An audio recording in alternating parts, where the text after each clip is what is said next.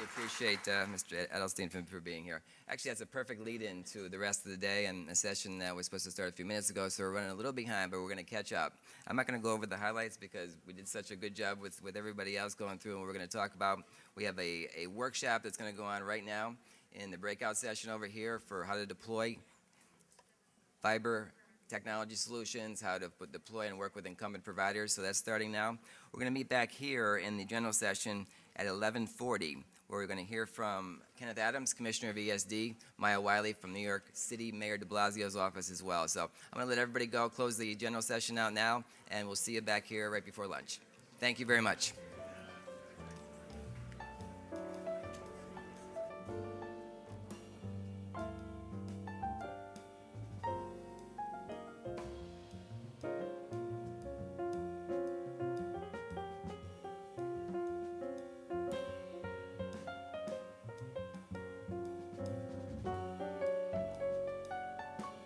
Warm welcome to Joe Reardon, former Kansas City Mayor.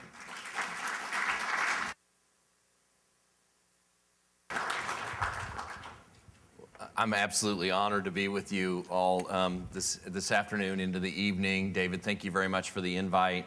I'm passionate about this topic, and I just leapt at the opportunity to come talk to you for a few minutes here towards the end of your conference.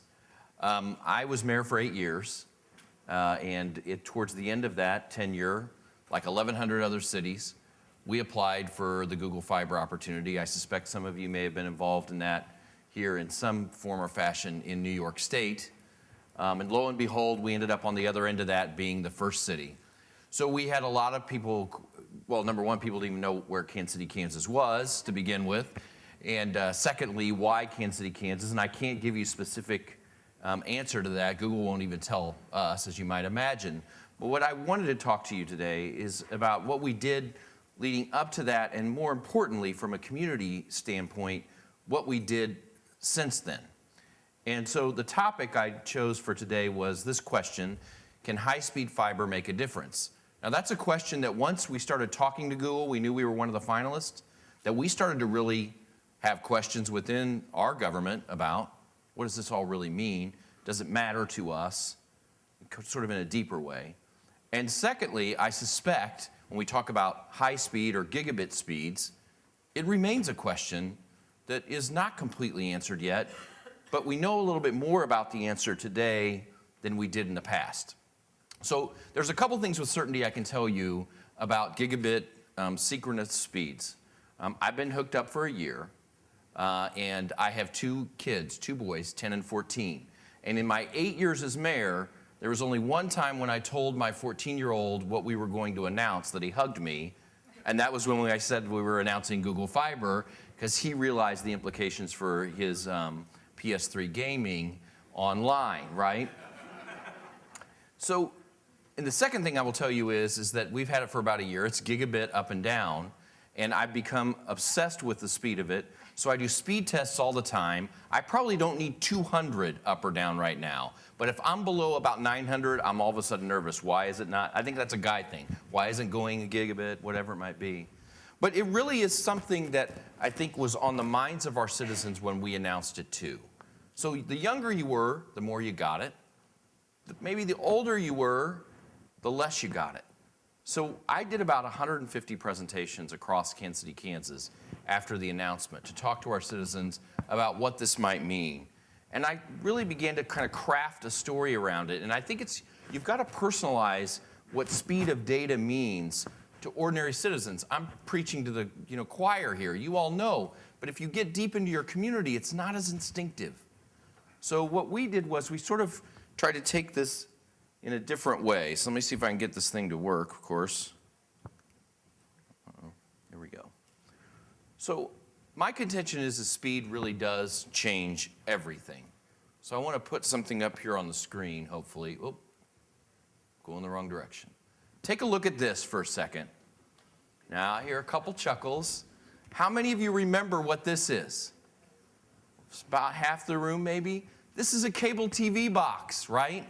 So my son hugged me when we announced Google Fiber. If I sort of go back several years, I'm the kid in the house begging parents for cable TV. We gotta have this, we gotta have this, we gotta have this. And finally, my parents gave in, and one day it was hooked up. My dad comes home from work that night, takes a look at this box. Remember, he had the slider to go down, up and down. And he looks at me and he says, there's no one under God's green earth that needs 37 channels of television. Right? That wasn't all, well, maybe it was. It doesn't feel all that long ago to me. So we fast forward to today, not that long in advance. And what is one of the most popular and becoming more and more popular ways for us to consume video? Netflix. Online. We're going to talk about that later too. All of this doesn't happen, this progression from that box with 37 channels to this Netflix screen that you see here that you may use at home in one form or fashion, without speed becoming more and more and more prevalent and quicker into not just the region, but into your house.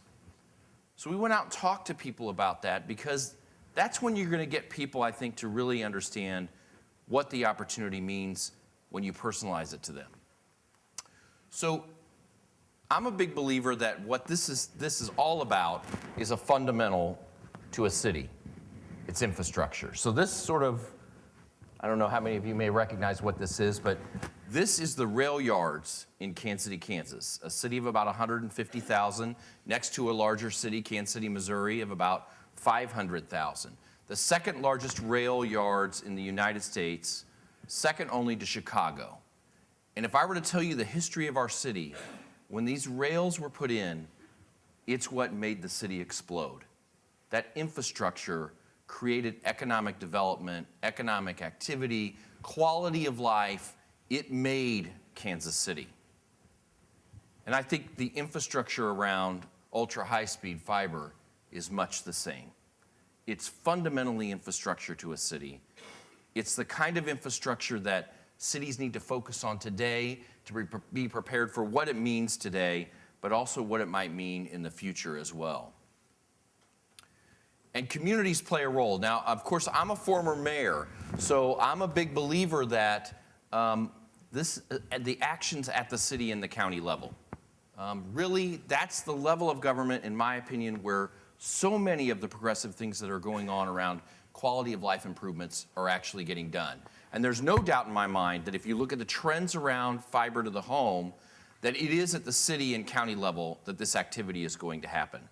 And I think that you probably talked about this today in one form or fashion, but it can be delivered in a multitude of different ways. So there's some cities that have been able to go out on their own, we just heard a conversation about this a moment ago, and create their own utility around fiber delivery to the home. We weren't one of those cities, quite frankly. When I became mayor 9 years ago, we did some studies around delivering this infrastructure to our homes. And it was something where we had the same issue that was discussed earlier. A bond issuance of that sort and of that level was something that the city really couldn't handle on its own in a capacity way. So we knew we wanted to get to this place, but on our own, we probably couldn't get there quickly. And so we saw the Google Fiber project as an opportunity to do the second thing here, which is talked about a lot in this realm as well, a public-private partnership. Is there something the city or county can offer to a private developer to come in and help build out this kind of infrastructure in their community? And that is, in fact, what the sweet spot was for Kansas City, Kansas, and now several cities across the country in their negotiations with Google. So how does that work? This is the tricky part, I think, because you get into the realm of public policy around forming a partnership with a private entity whose intent is to use the network for profit, right? Well, our thought in Kansas City, Kansas was this was the kind of infrastructure that without the private partner, we would not be able to get there in the short term, maybe even long term, and that we felt it was essential enough for us to make certain strategic moves in this partnership. So what could we offer in the partnership? Easy access to infrastructure. We had a municipal utility. We could offer access to poles. We could offer access to conduit. We could offer access to right-of-way. We, in fact, reinvented the way that we did right-of-way permitting around this project to be able to move as quickly as we knew Google wanted to in executing the plan. The second thing is what do we want from Google? Well, certainly we want our citizens to have an opportunity to consume the product should they choose, but we wanted an overreaching or larger goal in this opportunity for the community. And so we negotiated for Google to provide gigabit access at every public school, every library, and all city buildings. So they're installing that now to every one of those buildings, and they're providing that access into those entities. So even if you decide not to be a consumer of their product, the city is benefiting fundamentally from the installation of the infrastructure, both as a city itself, but also in a public way through schools and libraries. And then C-Spire's executing a very similar model right now in Mississippi, and there are others as well, which really goes about it in a partnership with the community, but kind of takes a look at it as a more of a traditional franchise arrangement. And I suspect it just depends on where you are, which one of these pieces might fit well. I personally believe that in the United States, most cities and counties will find themselves in a position that they need a private partner to get to the finish line. There's some cities that are fully able to do this on their own. I don't think most cities are, though, and I don't think most counties are either. So private partnerships become very important to delivering this kind of infrastructure in communities. We had challenges, though, too, and these are still ongoing challenges, but they're ones that we felt were very important for us to try to address, and so they're on the screen there. So we knew it was important to form real collaborations to further the benefits of this network, and I'll talk a little bit about what we did in that realm. I gave you a little flavor for the education piece as we went out and interacted with our community, and depending on where you fell in knowledge, what this might mean to you, and I'll give you another example of that. And then we really started to see an emerging tech startup community happen shortly after the infrastructure was installed, and I want to talk to you a little bit about how that sort of is developing still today, and then how this sort of opened the gate to what I believe is extremely important, which is government at the local level needs to lead in the realm of showing what opening up data and allowing technology against the data might mean to quality of life. And I'll talk a little bit about that to conclude the presentation. The first thing, though, is to sort of talk about what we did in a collaborative. So, as I mentioned, Kansas City, Kansas was announced first, 150,000 people in our community, about 50,000 homes. And then shortly thereafter, about 2.5 months after, Kansas City, Missouri was announced, the larger of the two cities as we sit across a state line from one another. Well, very quickly, the mayor of Kansas City, Missouri, and myself sat down and said, we want to do something that maximizes the collaboration around this infrastructure. Both of our cities are going to get it. Is there something we can do to really signify how this can unify a metropolitan or region as opposed to being in a competitive nature? So we formed the Mayor's Bi-State Innovation Team, a group of 12 individuals from both cities that sat down and developed a playbook around how do we address issues around education and technology and high-speed capacity. How do we look at healthcare and form collaboratives around that? All the things that you're talking about in your breakout sessions and as you think through these, we developed a playbook around trying to bring those kinds of collaboratives into very real, tangible projects. Some are farther along than others.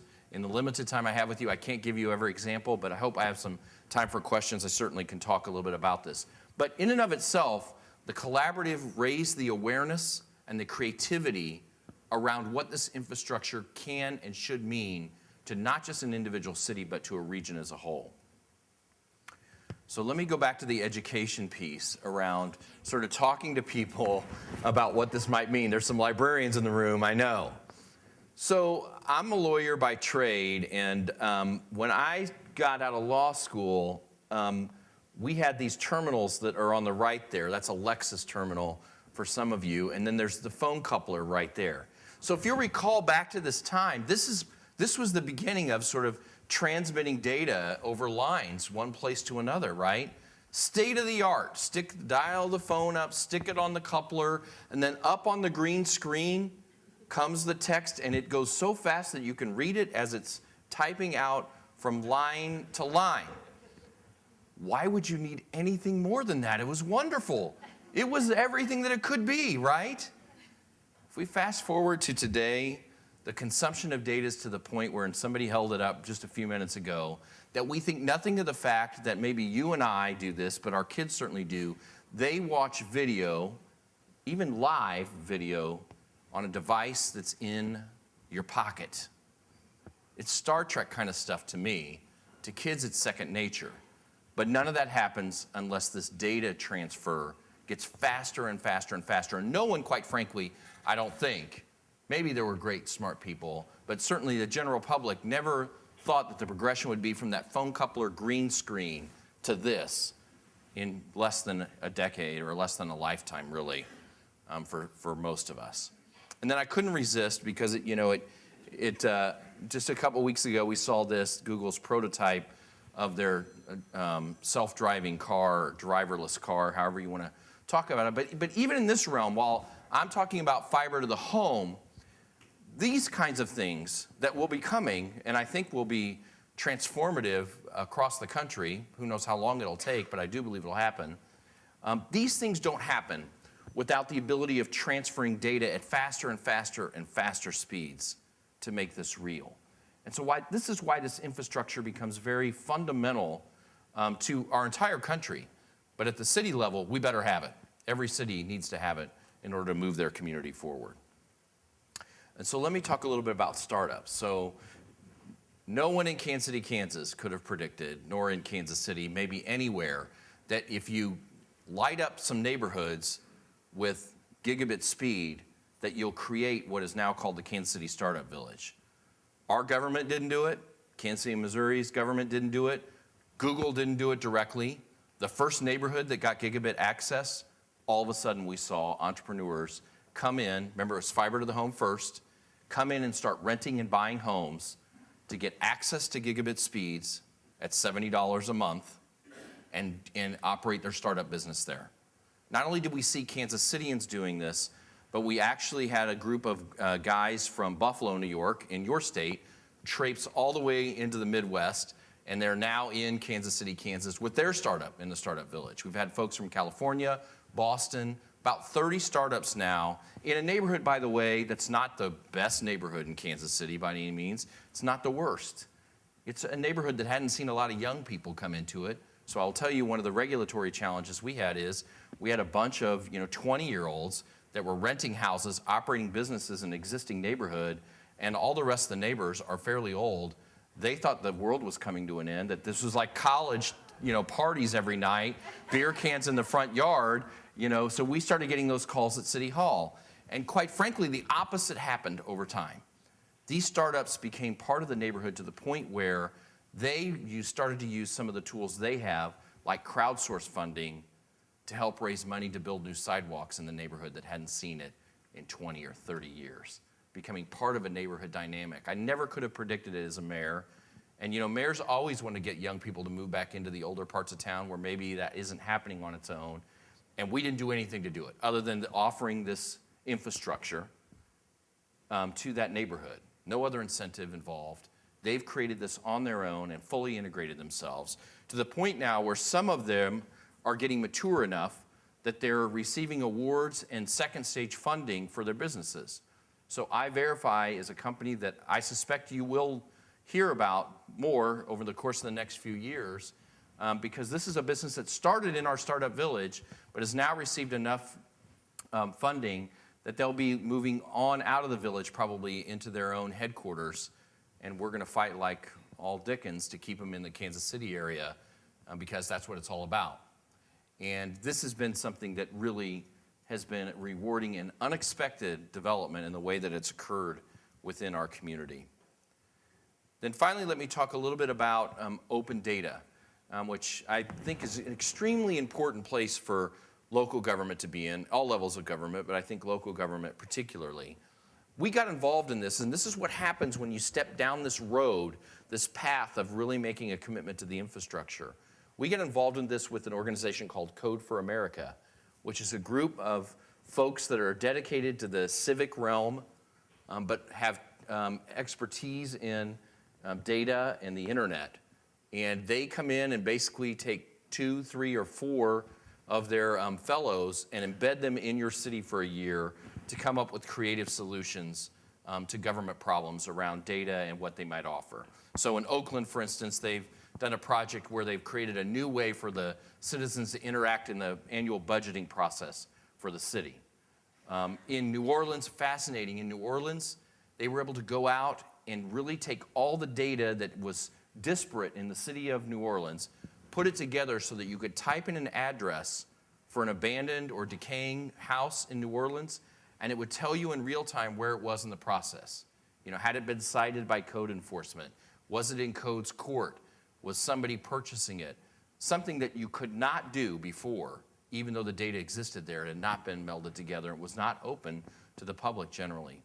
In Kansas City, they quickly sort of crossed both state lines and said, if businesses are wanting to get started up and interact with these two cities, let's create a platform where they can do that, share the information about what it means to get involved in the local government processes around permitting and that sort of thing in Kansas City. So Code for America became a huge element of this opening up of data within city and local government, which I think is so extremely important to the future of communities as well. And it allows government to lead by example in this area, which I think is extremely important.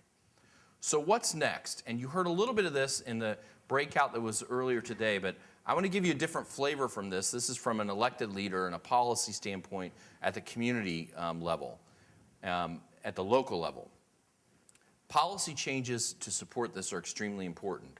Our policies have grown up in ways that don't really support this kind of dynamic infrastructure investment. And I think that even if you don't even have a private partner in hand or close to you right now, thinking through policies around how you get rid of barriers to infrastructure investment is really an important and fundamental concept. So I'll give you an example of one that we did that I think really made a difference. So in our right-of-way, some of you are involved in this, in our right-of-way, if you wanted to touch the right-of-way, you'd have to walk into City Hall, apply for a right-of-way permit. We'd go out and look at what you're going to do. We'd consider it through our processes, and then we'd give you a right-of-way permit for a distinct part of the right-of-way that you wanted to touch. With the Google project, we changed all of that. We allowed them to come in and really show us full segments of the city that they were ready to touch in our right-of-way, and we gave them a blanket permit for that and assigned one of our right-of-way agents to be out in the field with them as they were doing the engineering and final install, so they wouldn't have to come back into City Hall every single time to get a new permit or renew the permit for a new segment of the system. This is the kind of thing that needs to happen at the local level. And by the way, local governments, leadership, elected leaders, this is the sweet spot for elected leaders. This is where you really can lead, because you've got great professional technical people that work in your communities and a regulatory system that's been created around that doesn't address a real need and a real way of doing business today. And that's where a policymaker can come in and cause this kind of change to occur. That's but one example, I think, of the kinds of things that can happen at the local level that I'm excited about as a local elected official, former one, that it's something where you really can empower locals to get involved in this. Second, recalibrating economic development strategies. So in Kansas City, Kansas, in a lot of cities, economic development works like this. You have this entity outside of City Hall, and their job is to create economic development. So what do they end up doing? They end up trying to find some company that's somewhere else and entice them with whatever it is, incentives, to move to their city. And then you get, all the jobs are coming here. Well, what we found with this fiber infrastructure is, while that still is going to go on, it's really attracting these startups and helping them flourish. It's the new small business. And if you can do that effectively, you can grow small business, and everyone that's in the kind of work that I was in knows that it really is small business that makes the city function at the end of the day. Small business doesn't get a whole lot of credit, but if you look at the complexity of the city, it's that small, medium business, not the big one that you got to land and come in, that really creates economic vitality in a city. And what it really required us to do is to start to think about, well, how do I help a small startup? They don't really care about the tax break. That's not where they are. They want somebody to help them through City Hall. How do I get this special permit so I can operate my small business in my house without having the neighborhood go crazy? What do I need to do to make sure that I've got the right business license? Those real practical things. How do I get involved with the Chamber of Commerce in a way that really helps me? I'm not really there yet to sort of be the guy that sits on the board. Those really practical things around small business really caused us to, and we still are, recalibrating the way we approach, because it's not the same cookie cutter way that you do economic development in cities. And then finally, what I call fully exploiting ultra high speed connectivity. How do you create this environment where what looks like an experiment today is really going to be a given in the not too distant future? How do you allow that kind of creativity? And that really gets back to the mayor's playbook around how do you help spur that kind of innovation that really takes advantage of gigabit speeds. And the last thing I'll mention here is, and part of the reason I'm in front of you today is, in typical economic development terms, when the mayor lands a big deal, it's at the expense of someone else.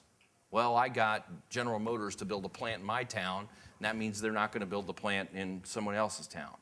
What quickly became a reality for me is understanding that when I landed the Google Fiber project, the only way it becomes extremely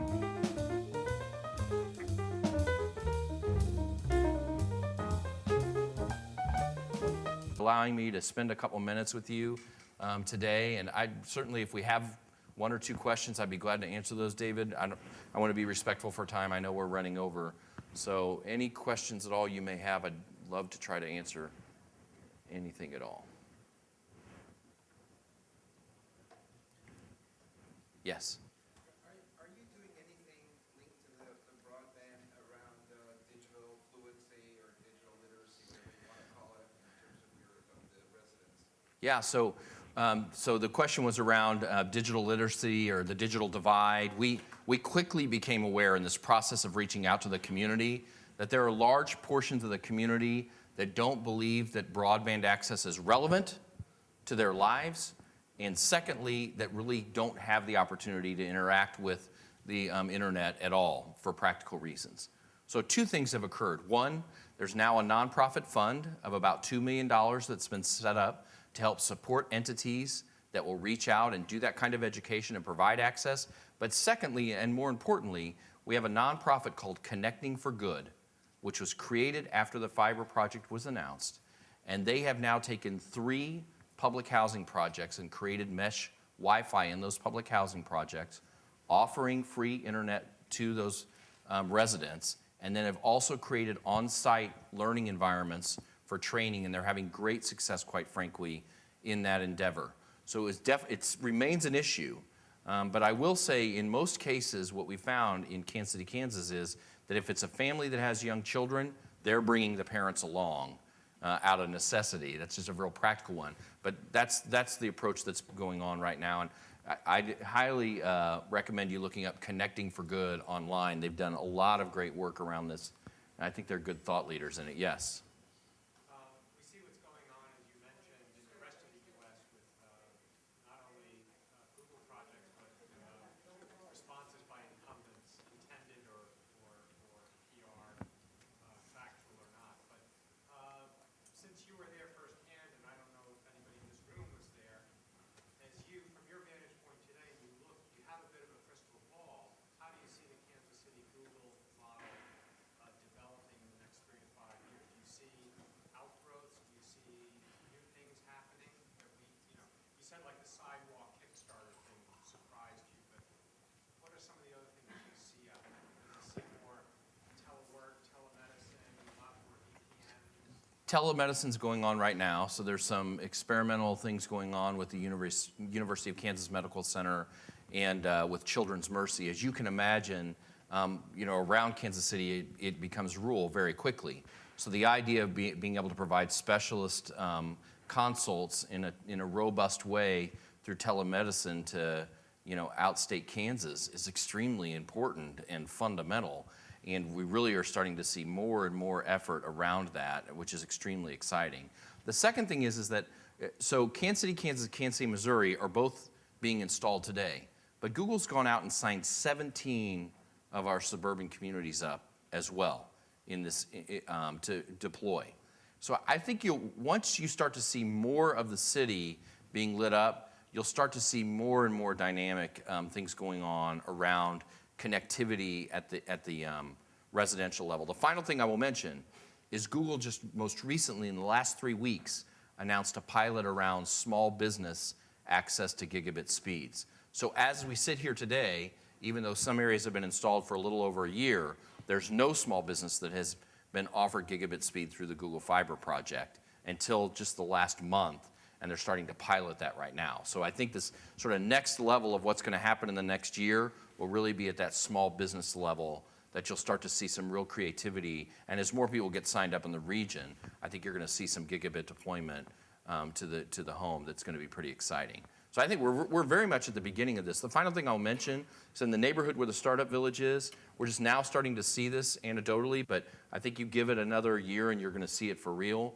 But we are seeing houses being offered and sold at higher prices that have Google Fiber installed in them than those that do not. And so that sort of validates the idea that the infrastructure has value in and of itself to a homeowner. From personal experience, you know, we live in Kansas, so we travel to Colorado quite often up to Breckenridge, and there was one time my 14-year-old said, wow, I think I could move to Breckenridge, but they don't have Google Fiber, so I don't think I can move there. So, you know, there's this sort of thing that sort of sits out there about connectivity and what it means. Yes? I used to work on Wall Street, and I know that there were some successes that you achieved in that area. Can you talk about that? Yeah, so the mention was that when we look at our bonding and credit agency ratings, one of the things that we've been able to tout as we're emerging from an ugly economy is that we are a city that's receiving gigabit infrastructure installation with Google Fiber, and I can tell you that it's been persuasive with our credit rating agencies. You know, they're looking at upgrading our credit, or they've moved us from a negative rating to stable. As a result of that, this infrastructure shows a level of investment and commitment to the future that is making an impact on those that look at us from a credit standpoint from the outside, which has been, that's not going to get headlines, but from inside of City Hall, as many of you know, that's a very important fundamental. And this infrastructure helps tell a story around that that's very real and very credible. Thank you for the question. It's a good one. Yes? Is Google paying for all of the additional builds that you're doing now? In what? You said you're adding more to Google doing that, or who's paying for that? The additional cities that are occurring? Yeah, Google signed very similar agreements now with about 17 suburban communities in the Kansas City area. So is it open access though, where you can have competitors come and provide broadband access over the fiber? No, it's a closed system. It's Google's system. I will tell you that we've experienced this in Kansas City, Kansas. We were an underserved community in the metropolitan area, and as Google has installed, competition's been good. You don't have to be a subscriber to Google to have benefited from a more robust internet offering, or perhaps even a cheaper price than you had prior to competition coming to the table, which has been something that we expected to happen, and it absolutely has. Thank you all very much. It was great being with you this afternoon.